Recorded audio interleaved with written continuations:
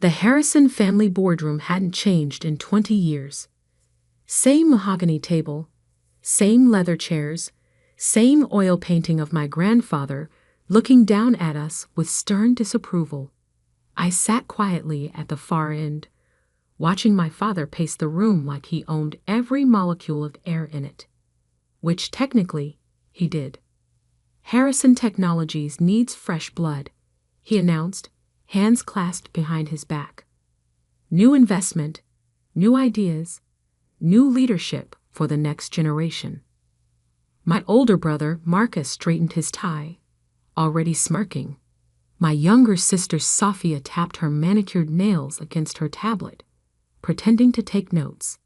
I kept still, my proposal folder unopened in front of me. That's why, Dad continued, I'm opening up shares in the company. Family only, of course. But, he paused for effect, you'll need to bring something to the table. We're talking serious investment. 7 figures minimum. Marcus raised his hand like we were still in grade school.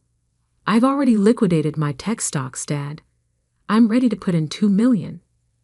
Excellent. Dad beamed. That's the kind of initiative we need. Sophia jumped in. James and I have discussed it. We can match that from our hedge fund returns. Perfect. This is exactly what I'm talking about. Real money, real commitment. Then all eyes turned to me. Alexandra Harrison, the middle child, the quiet one, the one who'd walked away from the family business 5 years ago to find herself. At least, that's how they described it. I cleared my throat.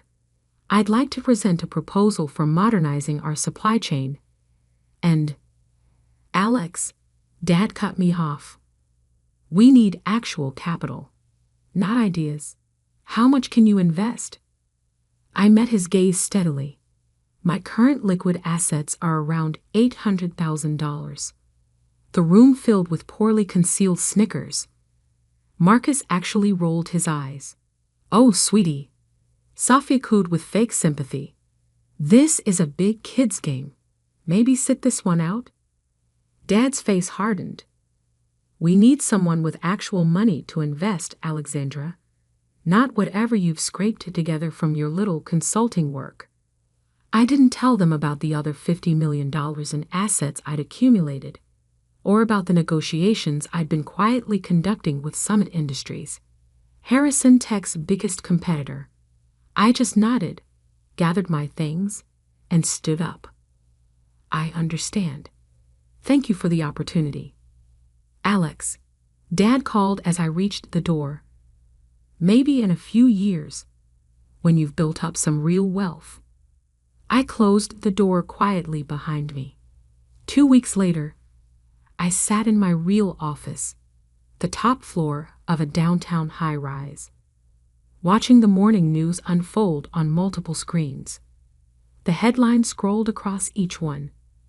BUREING, Summit Industries, NNOUNCE, NNEU Aluminiership. My phone started buzzing immediately.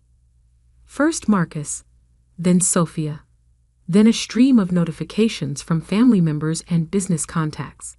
I ignored them all, focusing instead on the live feed from Harrison Technologies' lobby security camera. Amazing what access you can get when you own a company's main competitor. Dad had just walked in, his usual coffee in hand.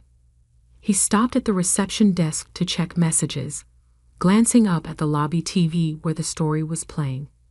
I watched as my professional headshot filled the screen, followed by the announcement. Summit Industries proud to announce new CEO and majority shareholder, Alexandra Harrison. The coffee cup slipped from his hand, shattering on the marble floor.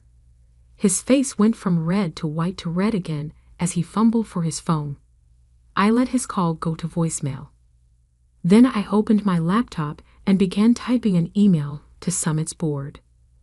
Ladies and gentlemen, as discussed in our previous meetings, Phase 1 of our expansion plan begins today. The first target: Harrison Technologies' main semiconductor contract with Maxwell Corp. They won't see us coming. They never did. Best regards, Alexander Harrison, CEO, Summit Industries. I hit send and leaned back in my chair, looking out over the city skyline. In the distance, I could see Harrison Technologies' headquarters, the building I'd grown up dreaming of running someday. Now I had something better: the power to show them exactly what they'd dismissed. My phone buzzed again. A text from Marcus. "What the hell, Alex? Summit? Are you trying to destroy this family?" I typed back, "No, dear brother. I'm trying to show it what real money looks like." Then I turned off my phone and called my assistant. "Sarah, please inform Summit's PR team we're ready for Phase 2. And get me Maxwell Corp's CEO on the line." "Right away, Ms. Harrison." "Oh, and your father is in the lobby. He's quite insistent about seeing you." I smiled. "Tell security to escort him out. Remind him that as CEO of a competing company, he'll need to schedule any meetings through proper channels. And if he resists, take his picture. We'll need it for the restraining order I'll be filing this afternoon." I stood up, straightening my blazer, the same one I'd worn to that family meeting 2 weeks ago, the one they'd barely noticed because they were too busy counting their own money to see I had more than all of them combined. My office phone lit up. "Maxwell Corp CEO on line 1 for you, Ms. Harrison." I picked up the receiver, my voice calm and clear. "John, Alexander Harrison here. Let's talk about your future with Summit Industries. Because sometimes the best revenge isn't just success. It's success they never saw coming." And I was just getting started. The next morning, Summit Industries stock opened 12% higher. Harrison Technologies dropped 8% in the first hour of trading. I watched both numbers from my private conference room while reviewing the Maxwell Corp contract, now exclusively Summit's, thanks to a late-night negotiation that cut Harrison Tech out of their biggest semiconductor deal. My assistant's voice came through the intercom. "Ms. Harrison, your sister Sophia is here. She doesn't have an appointment, but let her in." I closed my laptop. This should be interesting. Sophia burst through the door in designer heels and barely contained rage. "What are you doing, Alex? First Summit, now Maxwell? Are you trying to destroy everything Dad built?" I gestured to the chair across from me. "Please sit. You're making my security team nervous." "Screw your security team." But she sat anyway, smoothing her silk blouse with trembling hands. "Marcus is having a meltdown. Dad hasn't slept.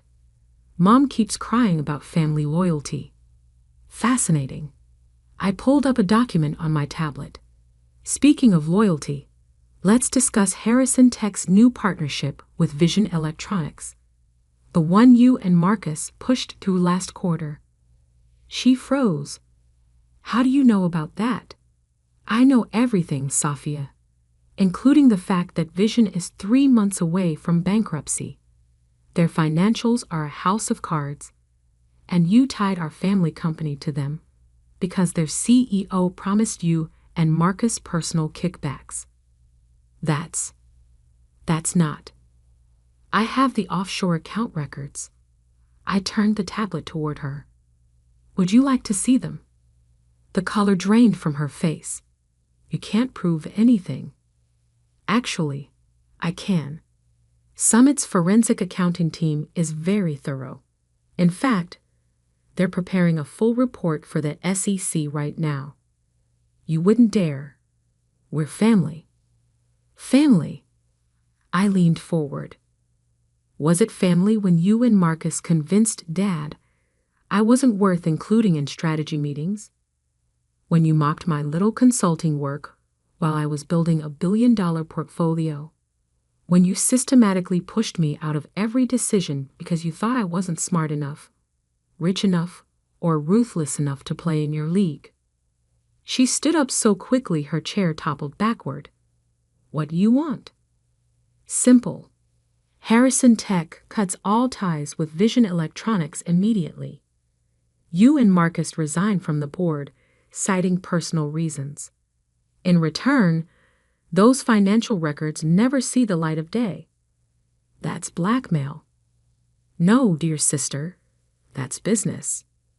I opened my laptop again. You have until 5 p.m. to decide. After that, the SEC gets an anonymous tip. Dad will never agree to this. Dad doesn't have a choice. Summit now owns 30% of Harrison Tech's supplier network. One phone call from me, and your production lines stop tomorrow. She stared at me like she was seeing me for the first time. Who are you? I'm the sister you should have been paying attention to. I pressed the intercom. Sarah, please show Ms. Harrison out. And send in my M and a team. We have a busy afternoon ahead. After Sophia left, I pulled up the family photo from last Christmas. The last time we'd all been together. Me in the background, quiet, watching, planning. Them in the front, loud, confident, completely unaware that I was about to change everything. My phone buzzed. A message from Marcus. Whatever you're planning, stop. We can talk about this.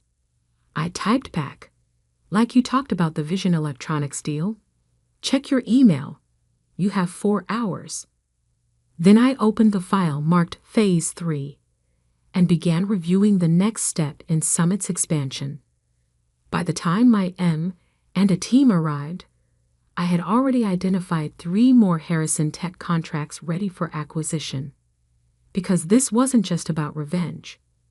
This was about showing them exactly who they'd underestimated. And I was just getting warmed up. The afternoon news would announce Summit's latest acquisition, a small but crucial chip manufacturer that supplied 40% of Harrison Tech's components. Dad would see it during his usual 3 p.m. coffee break, the same coffee he dropped this morning. I smiled, imagining his reaction. Sometimes the quiet ones aren't quiet because they have nothing to say. They're quiet because they're waiting for the perfect moment to speak. And my moment? It was just beginning. At exactly 4:58 p.m., 2 minutes before my deadline, the resignations hit my inbox. First Marcus, then Sophia, both citing personal reasons for leaving Harrison Technologies board. I forwarded them to my legal team without comment. Then came the call I'd been waiting for. Alexandra. Dad's voice was rough, tired. We need to talk. My office. Tomorrow morning, 9 a.m. Bring Mom. I hung up before he could respond. That night, I sat in my penthouse reviewing old family videos. Christmas mornings where my siblings' gifts dominated the frame while I opened books about business strategy. Board meetings where my raised hand was ignored. The day I graduated top of my class from business school, and they all left early because Marcus had a more important client dinner. I'd recorded everything, not for nostalgia, but for motivation. At 8:55 a.m. the next morning, they arrived. Mom looked like she'd aged 10 years overnight. Dad had traded his usual commanding stride for something closer to a shuffle. They sat across from me, 2 people who'd once seemed larger than life, now looking small against the backdrop of floor-to-ceiling windows. The Vision Electronics deal is dead, Dad said without preamble. And your siblings have resigned.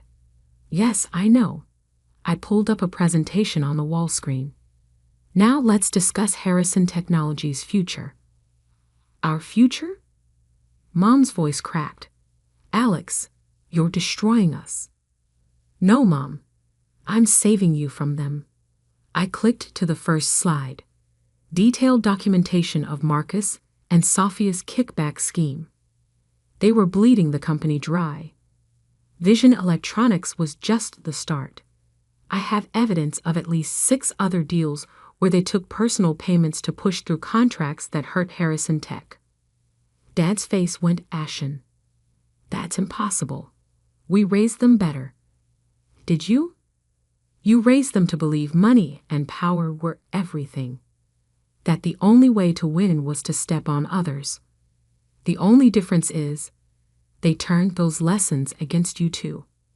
I clicked through more slides, offshore accounts, secret meetings, forged documents.